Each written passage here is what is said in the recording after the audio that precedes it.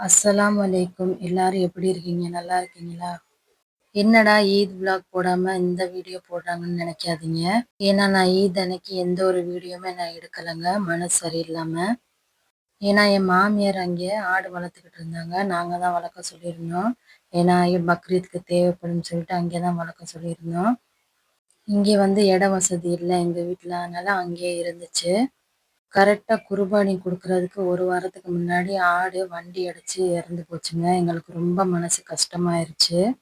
நாங்களும் இந்த வருஷம் குர்பானி குடுக்குறது ரொம்ப சந்தோஷமா இருந்துச்சுங்க. ஆனா அந்த சந்தோஷம் ஒரு நிமிஷத்துல காணாம போயிருச்சு. ரொம்பவே மனசு கஷ்டமாயிருச்சு. இந்த மாரி ஆடு வண்டி அடிச்சு இறந்துருச்சுன்னு சொல்லிட்டு. என் மாமியார் தான் ஃபோன் பண்ணி சொன்னாங்க வெள்ளிக்கிழமை அன்னைக்கு. ரொம்பவே மனசுக்கு வருத்தமா இருந்துச்சு. இவ்வளோ நாளா பாதுகாத்து அத பிள்ளை மாரி வளர்த்து இந்த மாரி போனோனே ரொம்பவே மனசு கஷ்டமாயிருச்சுங்க. இன்ஷா அல்லாஹ் அடுத்த வருஷம் நல்லபடியா குர்பானி குடுக்கணும்னு சொல்லிட்டு எல்லாரும் எனக்காண்டி துவா பண்ணுங்க. எந்த ஒரு தடங்கல் இல்லாம நல்லபடியா எல்லாருமே குர்பானி குடுக்கணும். இந்த ஆடோட ஃபோட்டோ நான் போட்டிருக்கேன் பாருங்க. ரொம்பவே பாவமா இருந்துச்சு பார்க்குறதுக்கே. எனக்கு ரொம்ப அழுகையா வந்துருச்சு. இங்க சரியான மழை. பெருநாளைக்கு மறுநாள் புடிச்ச மழை இன்னும் விடாம பேஞ்சுக்கிட்டு இருக்கு. இந்த வீடியோ வந்து பெருநாள் முடிஞ்சு மறுவாரம் வெள்ளிக்கிழமை அன்னைக்கு நான் எடுத்தது. அன்னைக்கும் சரியான மழை. பெருநாள் அன்னைக்கு சிக்கன் எடுத்துட்டு வந்தாங்களா, என் மனசு சரியில்லாம நான் அவ்வளவா செய்யலை. யாருக்கும் அவ்வளவா கொடுக்கல. அந்த சிக்கனே இருந்துச்சு. சரி அதை இன்னைக்கு செஞ்சிடலான்னு சொல்லிட்டு அதுக்கு தான் ரெடி பண்ணிக்கிட்டு இருக்கேன். சிக்கன் அப்படியே கிரேவி மாதிரி வச்சுட்டு தேங்காய் சோறு செய்யலாம்னு தான் ரெடி பண்ணிக்கிட்டு இருக்கேன். அதுக்கு பட்டை, ஏலக்காய், கிராம்பு, கடல் பாசி, கொஞ்சோண்டு சோம்பு, வெங்காயம் போட்டு நல்லா வதக்கிடணும். வெங்காயம் கொஞ்சம் கண்ணாடி பதத்துக்கு வந்தோன்னா தக்காளியும் போட்டு நல்லா வதக்கிக்கிறணும். கொஞ்சம் உப்பு சேர்த்துட்டா சீக்கிரம் வதங்கிடும். உப்பு சேர்த்துட்டு நல்லா வதக்கி விட்டுக்கிடலாம். இந்த மாதிரி நல்லா வதக்கி விட்டுக்கோங்க. இப்போ இடித்து வச்ச இஞ்சி பூண்டு போட்டு நல்லா வதக்கி விட்டுக்கோங்க. இஞ்சி பூண்டு மிக்சியில் அரைச்சி சேர்க்குறத விட இடித்து சேர்த்து பாருங்கள். ரொம்பவே அதுக்கு ஒரு தனி டேஸ்ட்டாக இருக்கும். இந்த மாதிரி சேர்த்துட்டு நல்லா எண்ணெயிலே நல்லா வதக்கி விட்டுக்குங்க. இஞ்சி பூண்டு பச்சை வாடை போனதுக்கப்புறம் உருளைக்கிழங்கு, சிக்கன் போட்டு நல்லா வதக்கி விட்டுக்கிடலாம். உப்பு நம்ம ஏற்கனவே போட்டோம். அதனால மஞ்சத்தூள் மட்டும் போட்டு நல்லா வதக்கி விட்டுக்கிடலாங்க. மஞ்சத்தூள் போட்டு நல்லா ஒரு 10 நிமிஷம் வதக்குனதுக்கப்புறம் மிளகாய்த்தூள், சிக்கன் மசாலா, கரம் மசாலா, ஆச்சி மிக்ஸ் மசாலா, இந்த 3 மசாலா தான் போட்டேன். நான் வேறு எந்த மசாலா நான் போடலை. நல்லா அந்த மசாலா நல்லா எல்லா இடத்துலையும் கோட் ஆகிற மாதிரி நல்லா வதக்கி விட்டுக்குங்க. இப்போ தேவையான அளவு தண்ணி ஊற்றிட்டு கொத்தமல்லி தூவிக்கிடலாம். கொத்தமல்லி போட்டதுக்கப்புறம் மூடி போட்டு நல்லா கொதிக்க வச்சுக்கோங்க. கொஞ்சம் கொதி வந்ததுக்கப்புறம் தேங்காய் அரைச்சி ஊற்றிக்கலாம். தேங்காய், கசகசா, முந்திரி பருப்பு இது 3ஐயும் நல்லா அரைச்சி பேஸ்ட் பண்ணி அதில் சேர்த்துருக்கேன். ஜிஷானுக்கு வந்து கிரேவியில் போட்டு சாப்பிட மாட்டான். அதனால் தனியாக அவனுக்கு சிக்கன் பீஸு, லெக் பீஸ் மட்டும் எடுத்து அவனுக்கு சரி சிக்கன் 65 மாதிரி செஞ்சிடலான்னு சொல்லிட்டு அதை தனியாக எடுத்து வச்சுருக்கேன். இங்கே சிக்கன் கிரேவியும் நல்லா ரெடி ஆயிடுச்சு. தேங்காயெலாம் அரைச்சி ஊற்றி நல்லா எண்ணெய் மிதக்க மிதக்க நல்லா சூப்பராக வந்திருக்கு பாருங்கள். ரொம்பவும் தண்ணி இல்லாமல் ரொம்பவும் கெட்டியாக இல்லாமல் மீடியம் இதில் வந்திருக்கு. ரொம்பவே டேஸ்ட்டாக இருந்துச்சு. கண்டிப்பாக இதே மாதிரி ட்ரை பண்ணி பாருங்கள். இப்போ தேங்காய் பால் சாதத்துக்கு இப்போ ரெடி பண்ணிக்கலாம். கொஞ்சம் நெய், கொஞ்சம் எண்ணெய் ஊற்றிட்டு பட்டை, ஏலக்காய், கிராம்பு, பிரிஞ்சி இலை எல்லாம் போட்டு நல்லா பொரிய விட்டுக்கிடலாம். நல்லா பொரிஞ்சதுக்கப்புறம் ஒரு கைப்பிடி அளவு வெங்காயம், பச்சை மிளகா ஒரு 4 பச்சை மிளகா போட்டு நல்லா வதக்கி விட்டுக்கிடலாம். வெங்காயம் நல்லா வதங்கினதுக்கப்புறம் தக்காளி போட்டு நல்லா வதக்கி விட்டுக்கிடலாம். தக்காளி நல்லா வதங்கினதுக்கப்புறம் இஞ்சி பூண்டு, கொத்தமல்லி போட்டு நல்லா வதக்கி விட்டுக்கிடலாம். நல்லா வதங்கினதுக்கப்புறம் இப்போ நம்ம ரைஸ் சேர்த்துக்கிடலாம். ரைஸ் சேர்த்துட்டு நல்லா இதை நெய்யிலே நல்லா வறுத்துக்குங்க ரைஸை. அடுப்பை கொஞ்சம் மீடியம் ஃப்ளேமில் வச்சுட்டு நல்லா வதக்கி விட்டுக்குங்க. இந்த மாதிரி அளவோடு நீங்கள் செஞ்சு பாருங்கள். பிகினர்ஸ் கூட ஈஸியாக செஞ்சிடலாம். நான் வந்து ரைஸ் அளவு வச்சுருக்கேன் பாருங்கள். உங்களுக்கு பார்த்தாலே தெரியும். அதில் 400 ml கோகோனட் மில்க் சேர்த்துருக்கேன். 1 கிலோ ரைஸ்க்கு இது கரெக்டாக வரும்.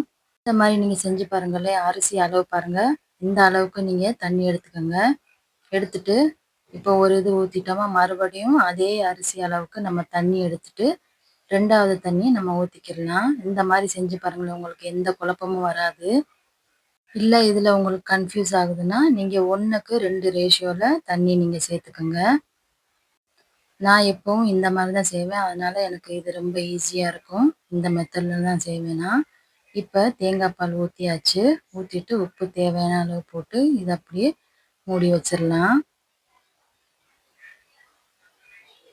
இப்ப உப்பும் சேர்த்தாச்சு.